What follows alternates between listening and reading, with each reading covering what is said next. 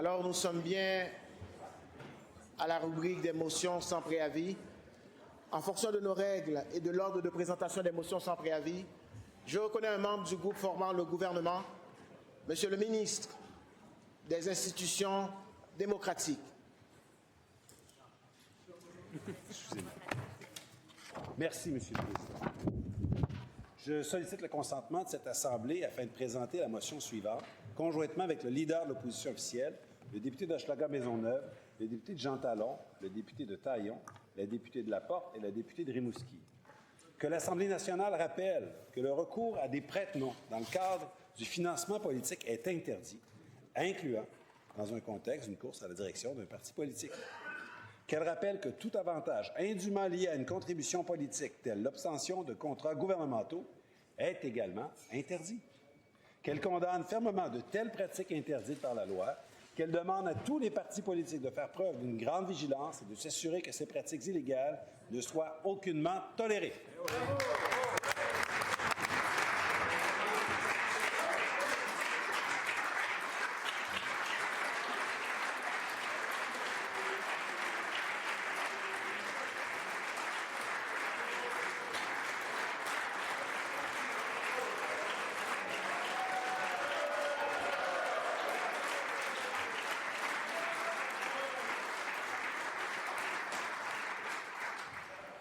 Y a-t-il consentement pour débattre de cette motion?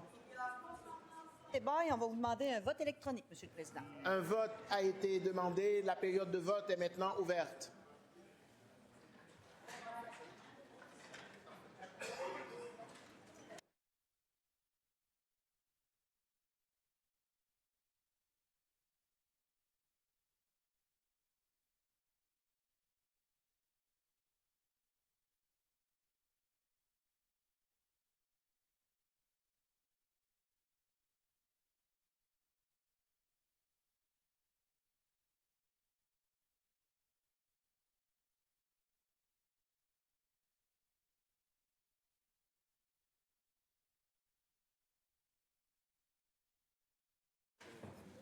La période de vote est terminée. Monsieur le secrétaire général. Pour 100, contre aucun, abstention aucune. Cette motion est adoptée.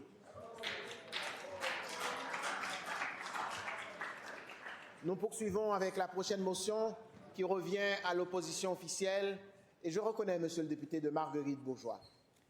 Merci, Monsieur le Président. Je sollicite le consentement de cette Assemblée afin de présenter la motion suivante conjointement avec la députée de Verdun, le député de Jean Talon, le député de Saint-Jérôme, le député d'Abitibi-Est, la députée de Rimouski et la députée de Laporte. Que l'Assemblée nationale déclare que de régler un solde de carte de crédit à temps pour éviter de payer des intérêts est une pratique de base en matière de saine gestion. Qu'enfin, elle déclare qu'il s'agit d'une évidence que cette pratique doit impérativement être mise en application par le gouvernement lorsqu'il dépense l'argent durement gagné par les Québécoises et les Québécois. Y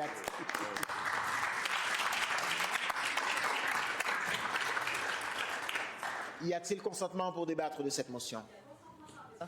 Il y a consentement sans débat. Monsieur le député de Marguerite-Bourgeoys? Un vote, s'il vous plaît. Alors, un vote a été demandé. La période de vote est ouverte.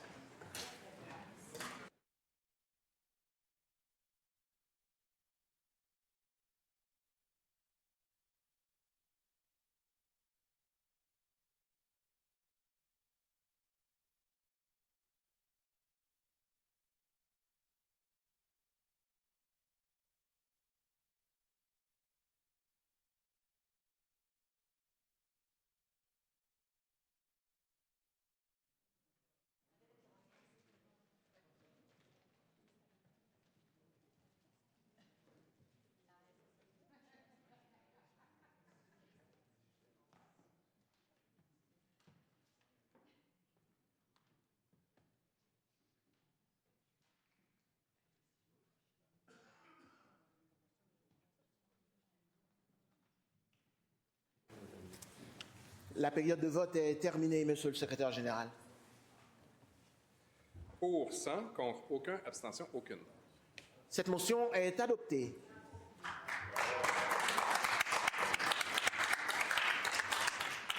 La prochaine motion revient au deuxième groupe d'opposition et je reconnais Madame la députée de Verdun. Merci, Monsieur le Président. Je sollicite le consentement de cette Assemblée pour présenter la motion suivante.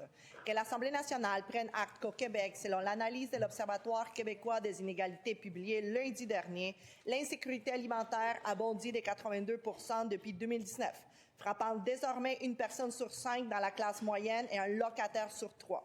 Qu'elle souligne que selon les données de Statistique Canada, le prix des aliments a explosé de plus de 30 % en 5 ans.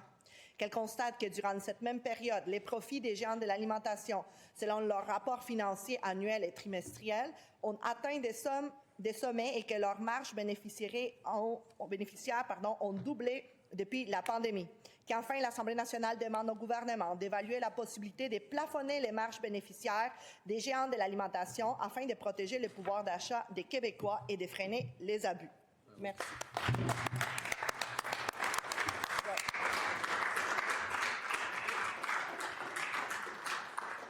Y a-t-il consentement pour débattre de cette motion? Consentement. Il n'y a pas de consentement. La prochaine motion revient au troisième groupe d'opposition et je cède la parole à Madame la députée de Terrebonne.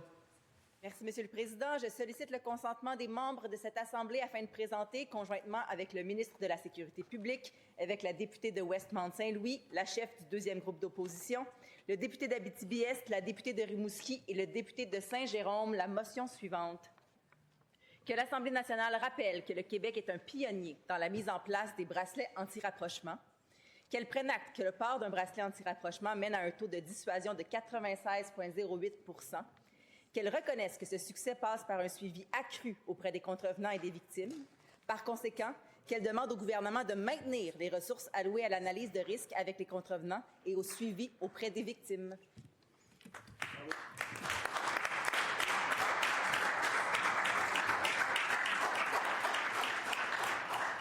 Est-ce qu'il y a consentement pour débattre de cette motion? Il y a consentement sans débat. Consentement sans débat. Monsieur le député des Îles-de-la-Madeleine. Électronique, s'il vous plaît. Un vote a été demandé. La période de vote est ouverte.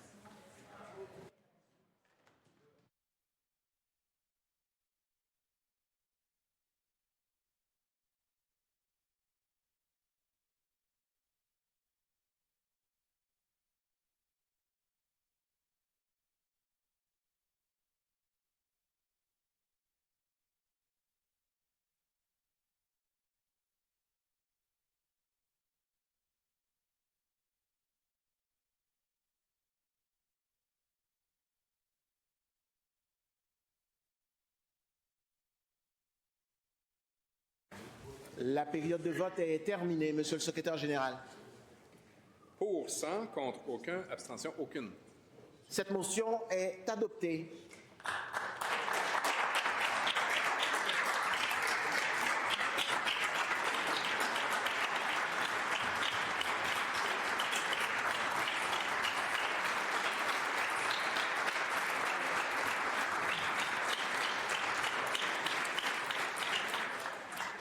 Monsieur le député des Îles-de-la-Madeleine. Monsieur le Président, j'aimerais que copie de cette motion soit transmise au regroupement des maisons pour femmes victimes de violences conjugales, à l'Ordre professionnel des travailleurs sociaux et des thérapeutes conjugaux et familiaux du Québec, ainsi qu'à l'Ordre professionnel des criminologues. Ce sera fait. Nous avons une cinquième motion et je reconnais Madame la députée de Rimouski. Merci, Monsieur le Président. Je souligne la présence dans les tribunes de citoyens et d'élus du Bas-Saint-Laurent et je sollicite donc le consentement de cette Assemblée afin de présenter la motion suivante, conjointement avec le député de Néligan et le député de Matane-Matapédia. Que l'Assemblée nationale réaffirme que le projet de finalisation de l'autoroute 20 entre Notre-Dame-des-Neiges et Rimouski est essentiel pour assurer la sécurité routière des résidents de l'Est du Québec et pour le développement économique de la région. Qu'elle rappelle la motion adoptée à l'unanimité le 24 avril 2024 affirmant la nécessité de mener ce projet à terme et ce dans le respect de la loi sur la qualité de l'environnement et de ses règlements. Que l'Assemblée nationale prenne acte de la confirmation par le premier ministre le 19 novembre 2025 que les automobilistes circulant vers l'Est pourront le faire sur une autoroute jusqu'à Rimouski d'ici 2035. Qu'en ce sens, elle demande au gouvernement de prévoir le financement nécessaire à l'avancement de ce projet au prochain plan québécois des infrastructures et que d'ici sa réalisation, il s'engage à sécuriser la route 132 afin d'éviter d'autres collisions graves ou mortels et entame une nouvelle procédure d'évaluation environnementale.